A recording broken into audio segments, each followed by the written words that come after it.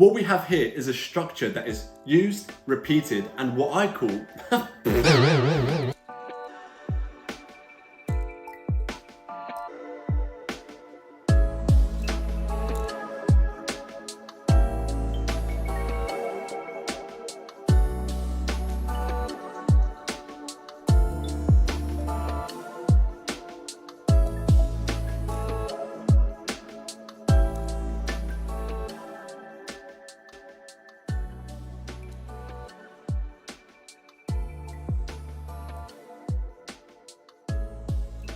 Let me catch you up with the latest.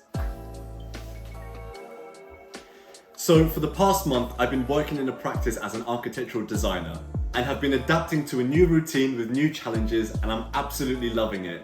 I'm learning so much from the directors, the architects and designers at the practice, and I'm so grateful for this exciting new journey ahead. But one thing I have noticed is that life in practice is very different to life in architecture school. Now, I know there are many similarities, working hard on drawings to continue developing them and providing the best aesthetic, design and practical qualities that you can, researching and exploring sites, precedents and checking your work against the building regs, and having team meetings and regular check-ins to discuss the progress of your work. The fast-paced yet patient game of architecture brings instant and delayed gratification. But here are some of the differences. Number one, I would say, is that the stress of architecture school doesn't really carry on once you start working in practice. Being a student is hard. Being an architecture student is twice as hard and twice as challenging. From my experience at both undergraduate and master's level, and the conversations that I've been having with peers on the course and also now colleagues in practice, I can say that the pressures we put on ourselves are far more than the expectations of our tutors and others. Everything depends on us. There really isn't a sort of 9 to 5, so to speak. You're always thinking about your work, even when you leave uni or finish work for the day. It can be mentally exhausting if you don't set yourself boundaries and take a break, whatever that means.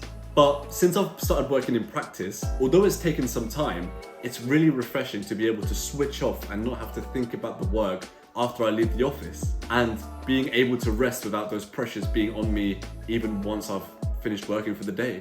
Point number two is a big one, and it's something that we kind of feel oblivious to whilst we're at university. And that is that the projects in practice take so much longer. They take years compared to the 8-month course that we have to create a project at university. Now, you may be familiar with the university schedule of how projects take place. September and October time, you're going through the brief and you're doing your initial kind of site research. November and December, you're exploring and testing design ideas and preliminary concepts. Between January and March, you're developing your proposal. And in April and May, you're finalizing the design and getting ready for your submission. What we have here is a structure that is used, repeated, and what I like to call the imperfect, perfect model. I say this because although the structure of the academic year is predictive and the aims are outlined, there are still areas within the curriculum that can be and should be improved. But more on that in another video. In practice, projects take years at the very least, and more often than not, it can take a considerable amount of time before any construction work actually begins on site. And point number three, and I think it's the most, out of these three, probably the most important one relating to the real life architecture, is practicality. It must work in order to be built. As simple as that. I feel like we take university for granted. The time spent working on creative and experimental projects that we know won't get built by the time we either finish the academic year or finish architecture school completely. During the design phase, there's things either that we don't spend as much time on as we should, or details that we don't fully explore to an extent that is required at practice. At the end of the day, in practice, we design buildings for the real world. This means that there's a huge amount of responsibility placed on architects and designers to design buildings correctly and to work in conjunction with people such as engineers, contractors, and developers in order to get the job done to the highest level that it can be.